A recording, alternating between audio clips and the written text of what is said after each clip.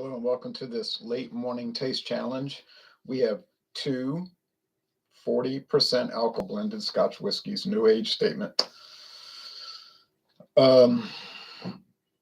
This is King Robert II. I was looking at trademark data. It said 1968 the trademark was acquired. But if you look on the Ian MacCleod Distillers website, they're saying that they bought the line, the King Robert II brand line in 1968. So that's telling me it was around before that. But that's when maybe they bought it and got the trademark acquired for the U.S. market. Or maybe it's something that came out in early 68 and 3 months later they bought it. I really don't know. I just found 68. So we know it's at least that old.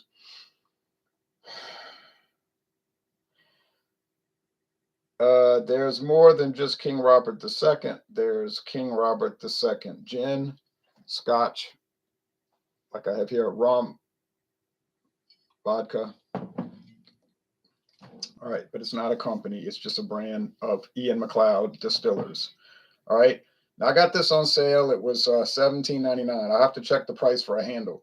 I know how much the big bottle of Glen Logie is. This is a regular size bottle, but the big bottle of Glen Logie is $24.99. All right, $24.99. There's the Glen Logie.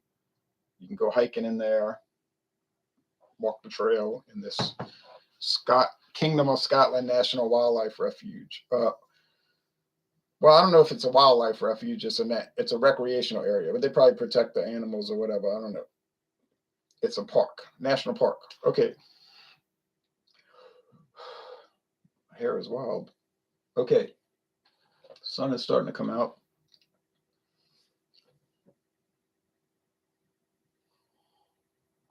So I got this big jug bottle at World of Beverage in Georgia in 2018, and it was $17.99. It was a special that month or whatever. It's not the normal price. So I figured I'd buy it. It can't be too bad, and it actually is pretty good. It's hardly bad. It's nothing great. It's not there's more expensive versions of this. There's a 12-year age. There's sherry cask finish. If you look on the website link I put below, there's all different types. Obviously, the price is going to climb as you go. This is like the regular one. But let's check.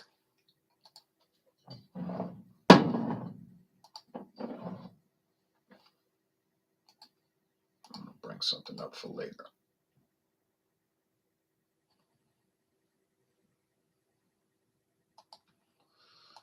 Limited time specials. Don't want to see that right now. Let's see. King Robert.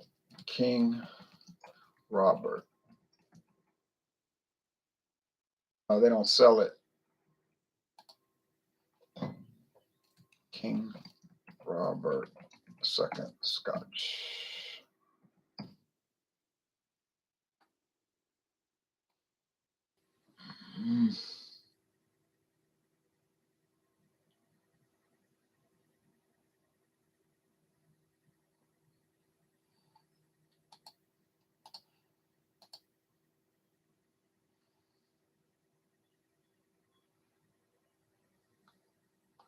King Robert II, first monarch of the House of Stuart, ruled Scotland 1371 to 1384. He was a nephew of Robert the Bruce, who had earlier won independence. Robert II inherited a kingdom whose wealth had been weakened by those wars of independence. Although he was a warrior knight and great leader, he ruled with wisdom and astuteness, which resulted in Scotland becoming a much more stable and prosperous nation. Details.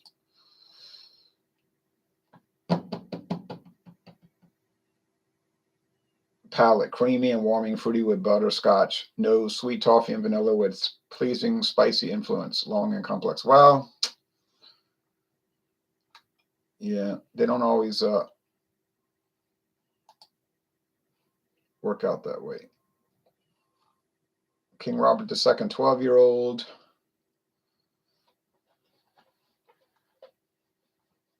King Robert II, trouble cask.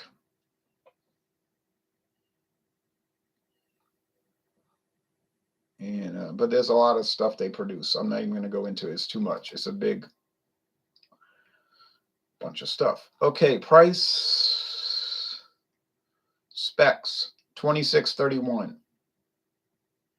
for the big bottle.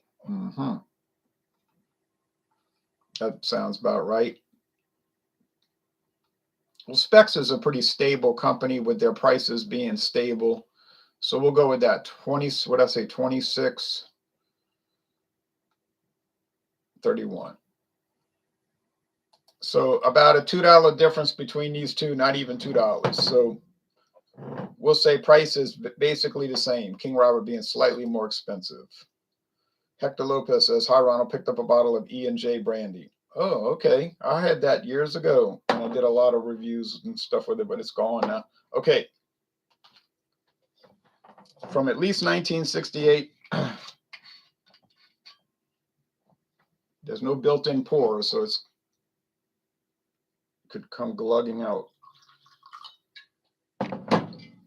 Poured a little too much. Single malt and grain Scotch whiskies, long aged in oak casks for many years. Well, long aged would be many years, correct? Before being blended and bottled. Oh, so they age each separately, then they blend them together. Okay. Then bottle them. Sometimes they distill them, blend them, then age them. Sometimes they distill them, age them separately, then blend them. It depends how the company wants to do it. So as with all blended Scotch whiskies, unless it's blended single malt or blended grain, it's a blend of grain and single malt Scotch whiskies. Okay. Glen Logie, same story. It's from Ian MacCleod. And I was wondering, is Ian MacCleod somehow related to Ian MacCleod? Like, was it the same family? You know, it might have had a split. Like Ian went off on his own and did his own brokerage company, whiskey broker company, and then Ian MacCleod stayed with a partnership, Ian MacCleod, before they got bought out by Witt and McKay. It could be. They might be related and they might have nothing to do with each other. All right. Could just maybe MacLeod is a common name in Scotland.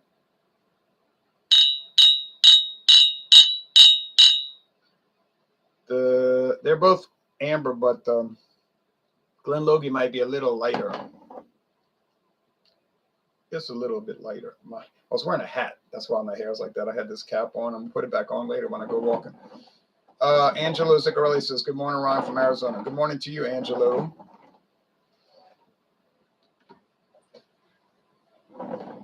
Nina, yo. Sacrifice everything to be a Glen Logie king. King, the crown, right.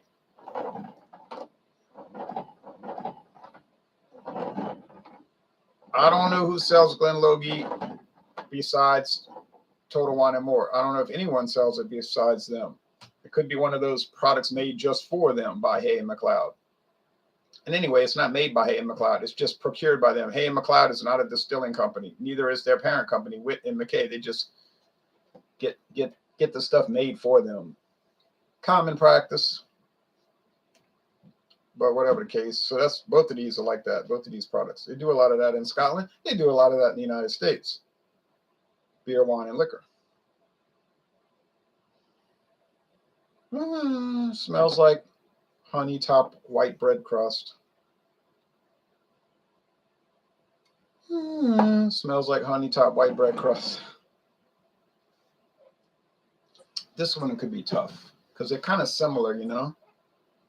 Would I like to try the King Robert 12-year and the Treblewood and the Sherry? Okay, I would like to try them all, but you cannot. There's no way you could try everything. You can try many things. You cannot try everything.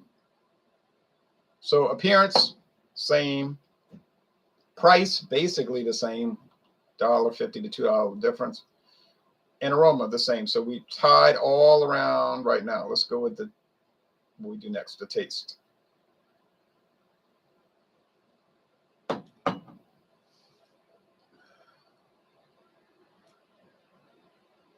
Well, there is cream and vanilla. And didn't I just read the King Robert said cream and vanilla? Hector, I just watched your, you mean your, Y-O-U-R, not Y-O-U apostrophe R-E. That means you are. but I know what you mean. I just watched your vodka review with Dave. The Crawl, the Polish style vodka made in Ukraine.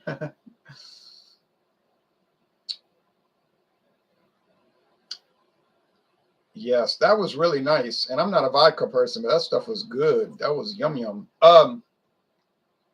You say, well, how can it be a Polish style vodka made in Ukraine? Well, remember, Europe's borders tend to be changeable, as we've learned over the years. And that where that distillery is located probably was part of Poland until some little incidences.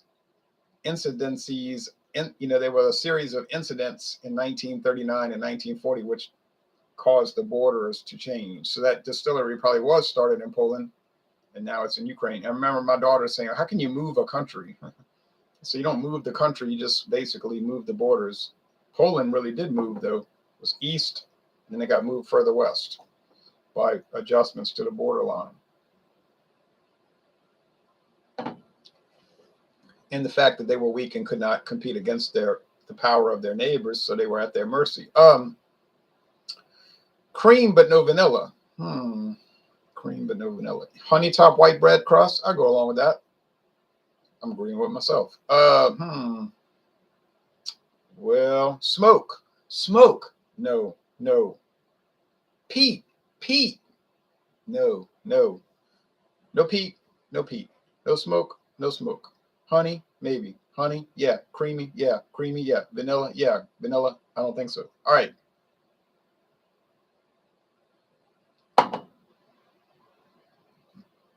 They're both medium bodied and all of that.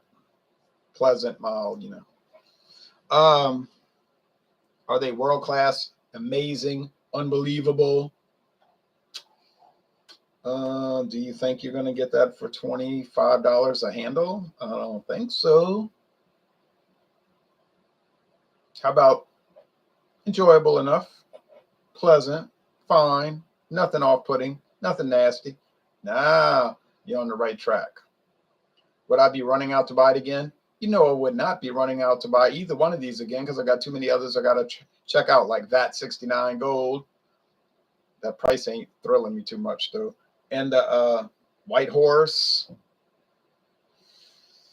Yeah. Not to mention a couple of hundred others.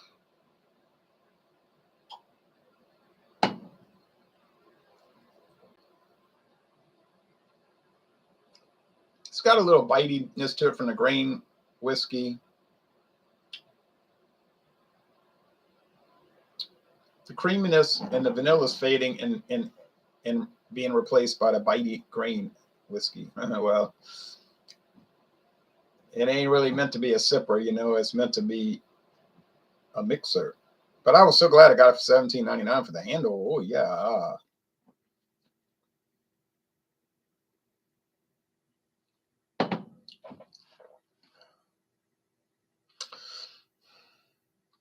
There's a lot of honey right here.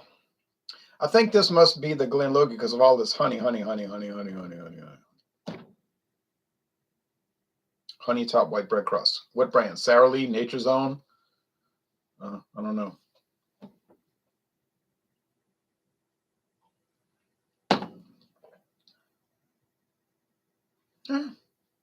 It's a coin toss, Flip a coin. Either way, it's fine. Is one really better than the other? I don't believe it. They're just kind of just standard.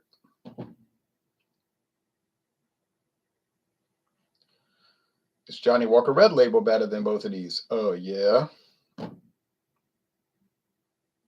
It's $10 more per bottle. Talking about the handle, People love to rag on that one, boy. They dog it. They talk about, oh, Lord, that thing is the worst. That's why it's the world's best-selling Scotch, because it's the worst, People hate it all around the world. Just can't wait to not drink it again. Then they back to the store buying another handle. And it's got a handle on it, just like this one. The handle has got a handle. That's why they call it a handle.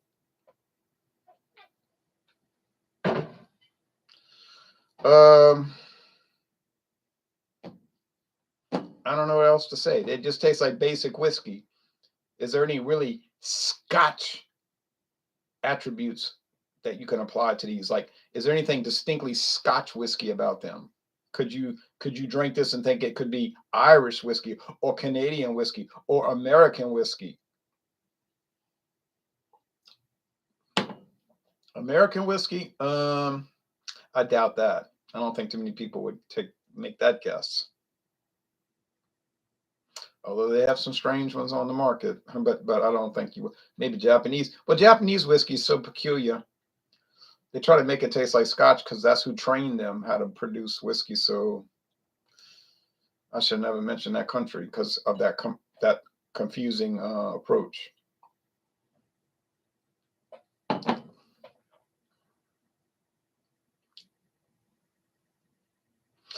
I don't think anybody would assume this is American whiskey. It's too light, too much honey. Yeah, they might think it's Canadian, but I doubt it. I seriously doubt it. Because, Canadian whiskey is almost like bourbon-like with other flavors. And that's because Canadian whiskey is bourbon-like. It's mostly corn-based. I heard some guy from a video years ago, but he's still around, talking about, hey, Canadian whiskey is mostly rye-based. I'm like, what are you talking about? I didn't tell him a word, but I was thinking, what are you talking about? It's not majority rye. It might have a higher rye percentage than American whiskey in general, but it's mostly corn-based. The only difference, they age it in used barrels, typically, not a law. You can age it in new charred barrels if you like, just like the Crown Royal did with their bourbon mash. But generally, that's not the case. It's used barrels, but they still get that heavy corn flavor and all of that. And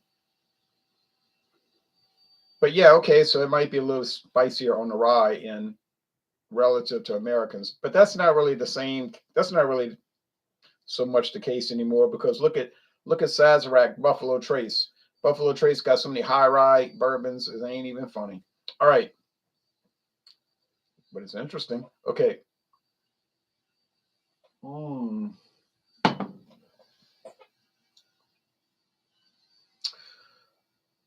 They're close, but I'm gonna have to take sides with the Ian MacLeod's Glen Logie, because it seemed like it has a little nicer flavor. Not a great, tremendous flavor, but I'm gonna say this: the Glen Logie. Ha ha, I got it right. Ha ha ha. Never doubt me unless I get it wrong. But then it's not my fault. See, if I get it wrong, then I'm gonna blame, it was the company's fault. Now, if I get it right, it's because I'm good at tasting whiskey. If I get it wrong, it's because something else happened.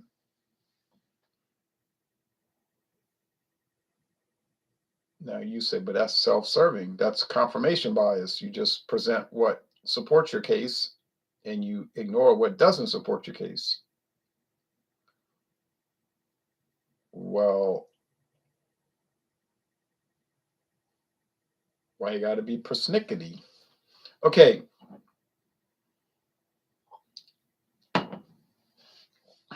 So I think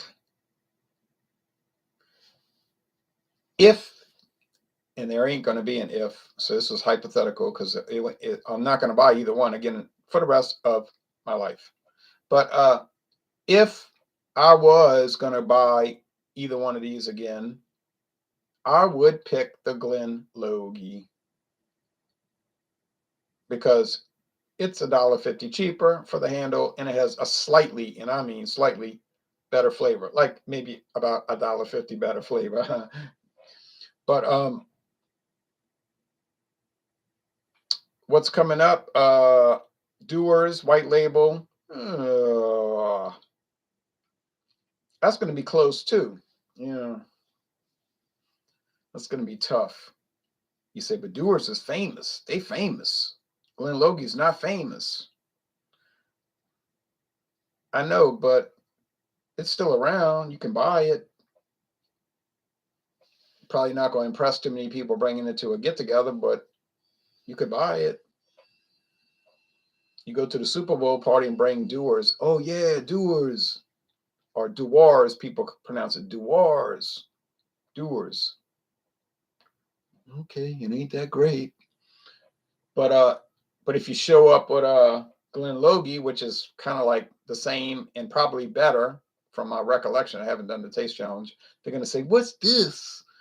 Ooh, I bet it's nasty," basing it on that they never taste. I had somebody tell me at work yesterday.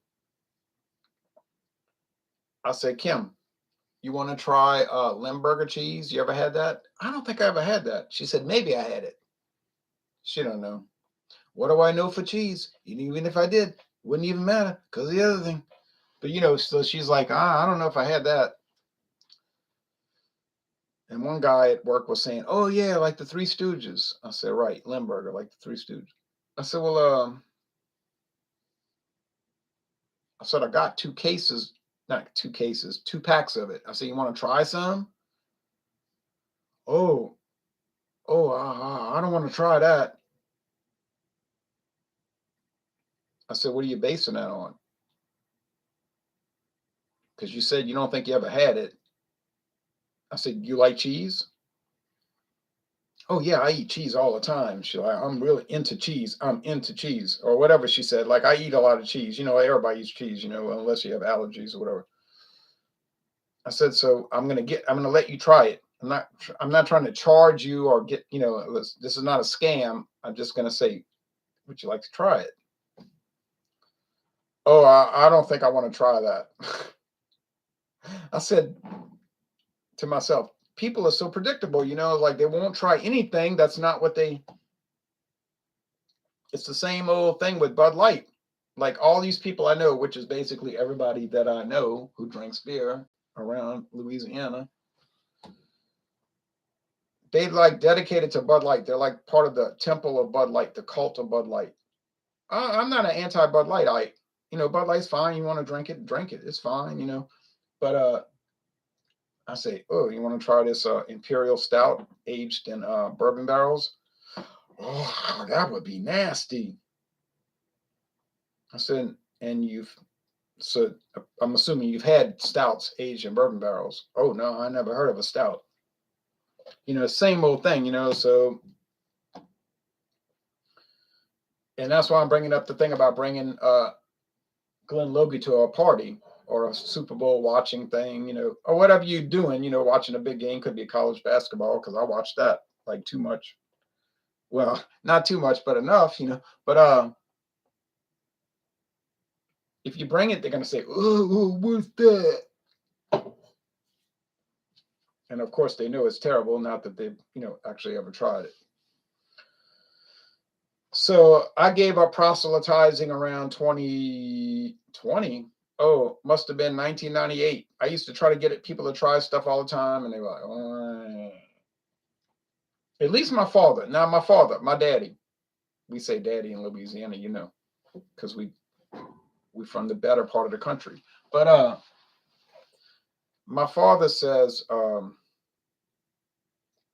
he'll try back in his drinking days, which ended in January '03. He says 2002. I'll say it was '03, but whatever it was then, or 20 years ago, over 20 years ago. Whatever beer I would bring from any other state, he would try it.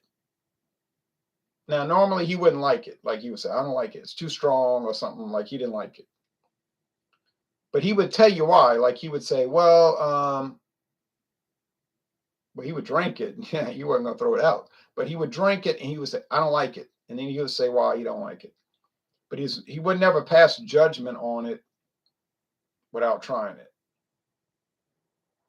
So I thought that was good. It's too bad he had to stop doing that because it would have been fun for the last 20 years for him to try stuff, say, "Oh," and he'll smell it, like he'll say, "Oh," and I'll be having like a narwhal, I say, "What do you think that smells like?" "Smell like beer." I say, "Oh, well, that's what it is." But I wish he could have been able to do the videos and all of that, but he would be more open-minded in a sense, because he would still probably say, like, "Glen Logie, oh, I bet you got a deal on it." And I would say, I didn't get a deal on it. I just thought it'd be some interest. I just thought it'd be interesting to try something new, you know. Every time I bring something new, people think I got a deal on it. I don't always have a deal on it. 5% of the time, even 10% of the time, I didn't get a deal on it. I just bought it, you know. but sometimes, but sometimes I do get a deal, you know.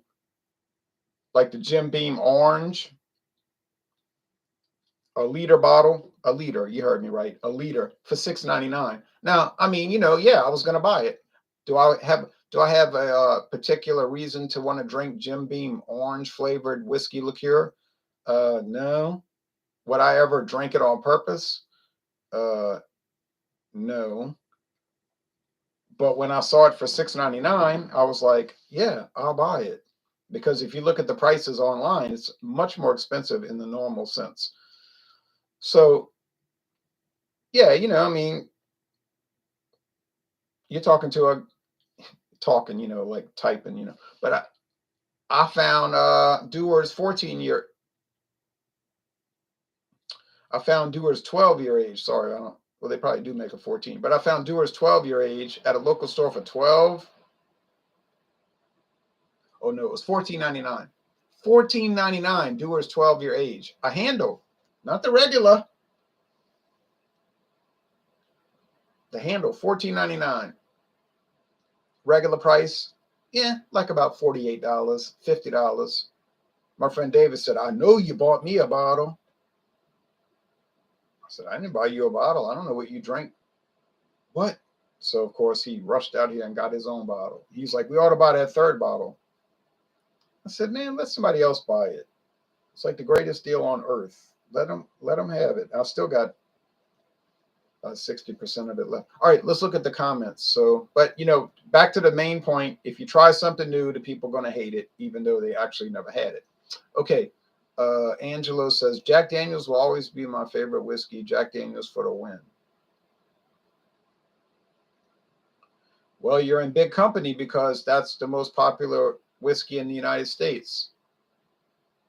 Well, it used to be until Crown Royal took it over, but they're very close. You know, Crown Royal's like this popular, and Jack Daniels like that popular, and Jim Beam's like that popular. So it's a trifecta, you know. But Crown Royal's literally the #1 selling, believe it or not. Is Crown Royal better than Jack Daniels? No, I wouldn't agree with that. Is Jack Daniels better than Crown Royal? No, I wouldn't agree with that. Okay, Jason Cleveland from the great Northwest. Hello, Jason. Good morning, Jay. I just wanted to wish you a blessed day. Same to you, and take care and have a good day. Craft Beer Tastic says, I think a lot of people drink what their fathers drank. That's how Bud Light ended up being so popular. Yeah. Now, in my case, when I was growing up, like when Land of the Lost first came out, and they had the Mod Squad on TV, all the people I saw drinking beer, which was very common because Louisiana is a drinking state with a football problem, but I saw people drinking Miller High Life and Schlitz and and Dixie, maybe Jack's, but mostly Dixie. So really the beers I saw in my first 10 years was a lot of Schlitz, a lot of Dixie, like a lot of Dixie. I remember we went camping, like, I don't know, but 1978 to Jackson, Mississippi, to a state park. And then we went to the zoo, which was very nice. And then my aunt caught fever and she had to go to the doctor. Well, that's another story. But anyway, but that was a fun trip. But my father brought this whole case of Jack's beer. Not Jack's, Dixie beer. And my mother was like saying, you can't bring that here. This is a dry county. Because half of Mississippi, like dry counties, it's illegal to have any alcohol. He's like, I don't care. I'm camping. I'm drinking it.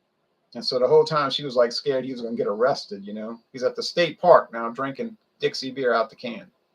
But he had that suitcase. So that was so common, you know. So Schlitz, Dixie, and Miller High Life. That's really what I remember people around here drinking. Miller High Life, probably Schlitz was number one, and Miller High Life number two, and Dixie number three, and not too far behind. And then of course every year that it faded. I still remember 1996 going to a crawfish boil in Garyville, Louisiana, and the guy's like, "I got suitcases of Dixie," and with its distinct flavor, that flavor, that Dixie flavor, you could never mimic it. It tasted like, it was almost like I could taste it in my mind, from 26 years, 27 years ago. I could taste it so clear. It was almost like champagne yeast. Oh, they don't make American beers like that anymore. And if you had it on draft, it was so much better. But but it was so good in the can and the bottle. That Dixie, and then, well, we won't go into 2005 because that's a nightmare I don't want to relive. But it was just such a distinct flavor. But I remember my mother sitting down at the counter. She would drink beer about one bottle or can a month. Like, I'm serious, one a month. She'd crack open the Dixie, pull off the tab. They pull off all the way, pour it in the schooner, the big chalice. She was drinking it. And just drank one, but it was Dixie. It had that. And a guy from my uncle said he had a friend from Germany. Oh, I don't know, about 1983. And he came over here from New Orleans, and he was like, "Oh, that's the real type beer, Dixie." He was drinking Dixie. He said, "This is real beer, not like these other American beers. It's more similar to German beer," he was saying. I don't know if that's true. But I remember when my uncle and his wife would be out drinking in New Orleans in late 80s, early 90s, say 89, 90, 91, at like Cooter Brown's or whatever. They would go to Snake and Jake's, or they might go to Carrollton Station, whatever, all those places, and she told me, Undina, she's from Schleswig-Holstein in Germany. Undina said, we would drink King Cobra. I said, King Cobra? King Cobra. I said, why y'all would drink King Cobra? She said, well, King Cobra to me tasted more like German beer than other American beers. She's from Germany, and she was a prolific beer drinker. We could say that, till she had to stop drinking since she didn't want to die. But she said that in her mind, to her, King Cobra was she would say a Helles Bock, like she thought it was more German. That's what they drink. I mean, we're talking about 33 years ago, All right, so the winner is Glen Logie, but it's only by a hair. Only by a hair, but it does win. And I was very pleased to drink these two. So we'll see y'all later. Let's see, last comments. Craft Beer Tastic said, it's fascinating how some breweries' offerings all have the distinct flavor. Oh, yeah, like Miller beer has a house style. Like you drink Miller beer, you're like, oh, this tastes like Miller. Milwaukee's Best Ice, Ice House, Miller High Life, Miller Genuine Draft, Red Dog. Oh, don't even get me started. I'm going to start crying on the air. You know what I'm saying? They all have that like house style, It's like, it's Miller, or it's Samuel Adams with a 2-row pale malt blend. Like Saranac or Sam Adams. Well, we don't get Saranac in Louisiana, but I know what you mean. Yeah, Samuel Adams beers, they always taste the same. It must be their unique yeast strain. I think that's true, because Anheuser-Busch, like, think about Anheuser-Busch, all the same people always get the same bad headache from Anheuser-Busch beers, whether it's Budweiser or Natural Ice or Bud Light, or whatever they got. It's just something like you could tell it's like an Anheuser-Busch product. It's not a Miller product. You say, oh, it ain't. And Coors, well, now there's that Miller or Coors crossover. I don't know if Miller and Coors have been sharing their yeast strains. Probably so. And I don't know if Molson's been introducing theirs, but it would be a good idea to get it even more elaborate Yeah, so that's where the house style might break down. But I think even Pabst, they do pay people to make their beer, but they have this unique yeast strain that they kind of closely guard. They're like fanatical about it or something weird. They're like, I would say weird about it. But that Pabst beer, no other beer tastes like Chardonnay, except Pabst Blue Ribbon. Charles II came back to England to claim the throne in 1660. They call it the restoration of the monarch, he says, FD. That's right, the restoration. Charles Stuart, King Charles II. King Robert II should stay in exile. Well, no, it's not in exile. It's right here in my hand. Charles II, he was the merry monarch. They call him the merry monarch. And when he came back to England, people were so happy after that dreadful Oliver Cromwell maniac rule. Just goes to show you what happens when these do-gooders take over your country. And the do-gooders are always totalitarian, whether they're from Massachusetts or London or Moscow, they're always the worst, or San Francisco, because they want to help you so much they'll kill you to help you. You know what I'm saying? The do-gooders, and they Oliver Cromwell was a perfect example of that. Or like some of these people in New England in the 1850s, but like Harriet Beecher Stowe, good example. But they'll blow up the world in order to save it. You know what I mean? They'll burn down the barn in order to save the barn from the rats. So these people are fanatics. They're crazy. So when Charles II came back, people would say, "Oh, we can go to the horse race again." They could have dancing. They could actually play music. It was actually illegal to play music and drink alcohol. And they even had fountains flowing in London with wine. It wasn't fountains with water. For like the first week he came back to England, fountains with wine. And his father was murdered by Oliver Cromwell and his gang in 1649. But King Charles I, House of Stuart, he took it like a man. Like they got shook up. They thought he was going to get on his knees and say, "Don't kill me. I'm so scared." He said, "You feeling strong? Do what you got to do." Basically what he said, "You feeling strong? You do what you got to do." But my son, he escaped. He's still around. He's coming back. So don't catch yourself slipping, because when he comes back, he ain't going to forget.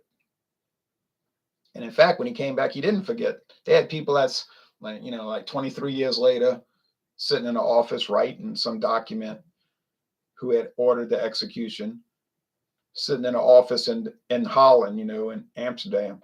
Somebody shot an arrow through the window, hit him in the head, They tracked him down, So, but somebody kills your father, you might be trying to track him down too, All right, anyway. But so, yeah, I have a lot of admiration for Charles II. All right, Charles came back to England in the Great Restoration. King Robert II. All right. Lessons learned in the past should be remembered today. Unfortunately, they're not. Charles I was murdered. You're right, he was murdered. But it shook him up because he didn't punk out. I don't know what they thought they were dealing with. They thought they were dealing with a punk, but they were dealing with a man. He was a bigger man than any of these. I'm not saying he was faultless. He made a lot of mistakes. Like me, I make a lot of mistakes. I'll be the first to admit it. But he was like Louis XVI. He doesn't bow down on anybody's ground.